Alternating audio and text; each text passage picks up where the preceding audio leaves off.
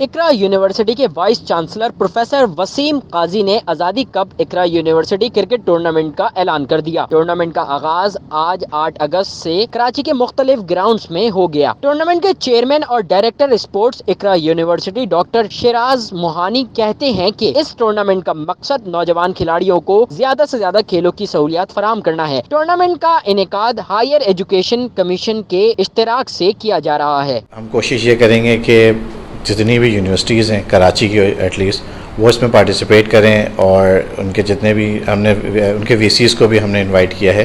اور جیسے کہ آپ کو پتہ ہے ایچ ای سی جب ایسی ایچ ای سی ہے تو تمام جو ہے وہ یونیورسٹیز اس میں پارٹیسپیٹ کریں گی، اور ایک اچھا سا ایک رنگا رنگ ایونٹ کرنے کی ہم کوشش کریں گے تاکہ لگے کہ کوئی ایونٹ ہوا ہے آزادی کے لحاظ سے پاکستان۔ ٹورنامنٹ میں کراچی کی 8 بہترین یونیورسٹیز حصہ لے رہی ہیں اور یہ ٹورنامنٹ لیگ کی بنیاد پر کھیلا جائے گا۔ آزادی کپ اقرا یونیورسٹی کرکٹ ٹورنامنٹ کا فائنل 14 اگست کو کھیلا جائے گا۔ سید نعمان گل، C110 نیوز، کراچی۔